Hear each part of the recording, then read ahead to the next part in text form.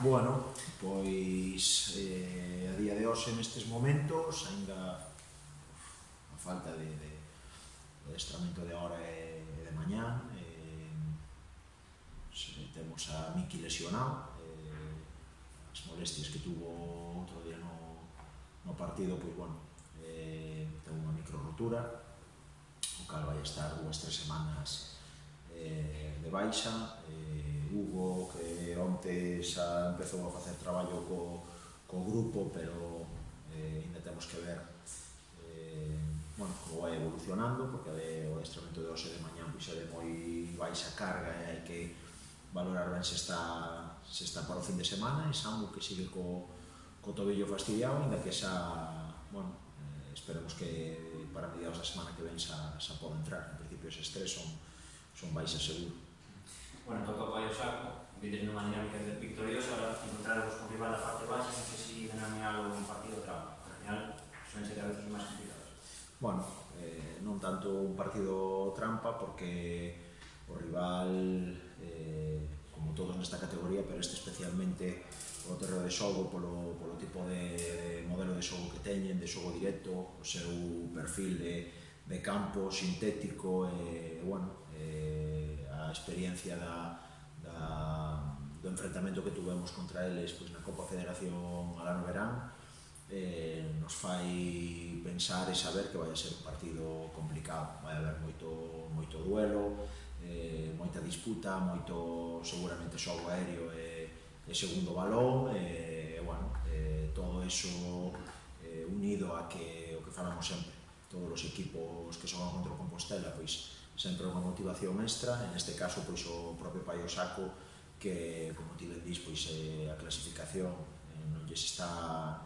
sendo propicia a estas alturas de temporada, e necesitamos puntos canto antes para estar nunha zona confortable como o ano pasado a estas alturas, pois vai a facer que sea un partido moi complicado. Que é o que máis te preocupa, o que máis hai que ter en conta do rival? Bueno, pois un pouco que che digo, eu creo que o que falamos sempre, temos que centrarnos sobre todo en nós, en intentar contrarrestar o que son as súas virtudes, que xa che digo, en xogo directo ten xente con moita presencia física, despois ainda por riba pois é un equipo que utiliza a nivel defensivo pois moita xente por detrás do balón, hasta 7-8 xogadores por detrás do balón, intentando non arriscar moito nos inicios de xogo para aproveitar pois esos envíos directos. Polo tanto, imos a ter que estar moi concentrados e moi ben posicionados nese xogo directo para gañar ese segundo balón, e despois, cando teñamos a pelota, pois intentar ser o Compostela que ten ritmo moi alto de xogo para intentar pois facer dano a unha defensa moi poblada de xogadores. Pois en canto a Compostela, sí que é verdade que vemos nas alineacións, por exemplo, a semana pasada para os Brais fora do utilizar, quero dicir, Baleares, por exemplo, tamén varias semanas. Quedase, non sei se este o ano que dirías que te resulta máis complicado facer as alineacións por os xogadores que se xuntaron a ti, que poderían ser titulares en moitos equipos. Sí, bueno, eu creo que sabedes que xa desde o primeiro ano estamos no cuarto, pois todas as semanas rotamos, evidentemente cada ano intentamos mellorar as prestacións da plantilla, tanto a nivel colectivo, por medio do traballo táctico que o corpo técnico lle pode dar ao equipo, como a nivel individual, sobre todo polo tipo de xogadores que temos,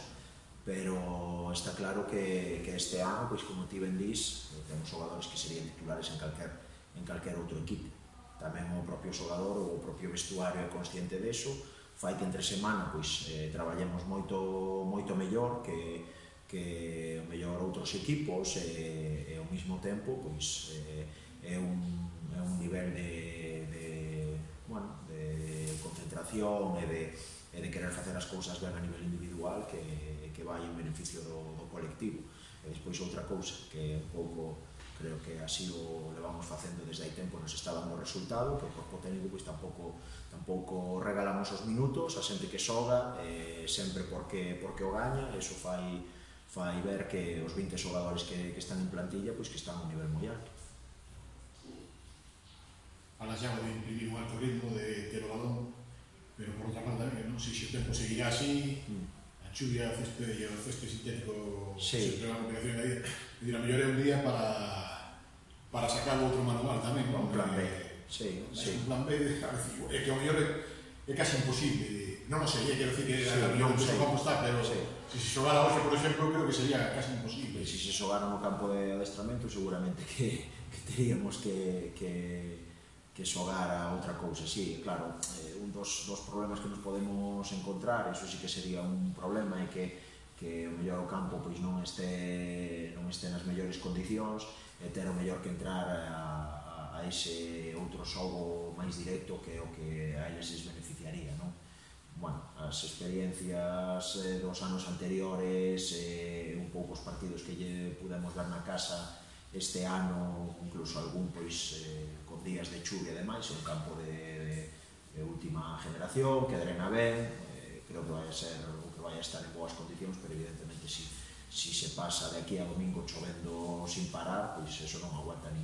ningún campo. De ser así, pois evidentemente teríamos que recurrir a outro tipo de registros que seguramente pois non sexan os que máis habituados estemos, pero seguro que os podemos sacar adiante para intentar volver cos 3 puntos. Esta 14ª xornada, superou o primeiro terzo, o Bergantiños está aí abaixo, xa descartaréis para loitar por ti? Eu xa sabedes que sempre falo de nós, non me gusta falar dos demais, mentras hai vida e esperanza, mentras hai puntos hai capacidade de reacción, e o Bergantiños non nos podemos olvidar que o primeiro ano acabou a primeira volta de 8º ou 10º e acabou meténdose de cuarto clasificado xogando play-off sin perder ningún partido na segunda volta, é dicir, por potencial e por xogadores, por corpo técnico, por entidade, é dicir, ten todos os alicientes, todos os condicionantes para salir de aí e tirar para arriba. Ao final nos temos que centrar no noso, que este fin de semana pois o pai o saco, que vai a ser complicadísimo, e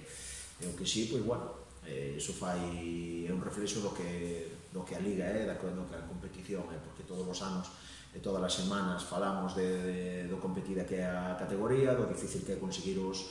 puntos e demais.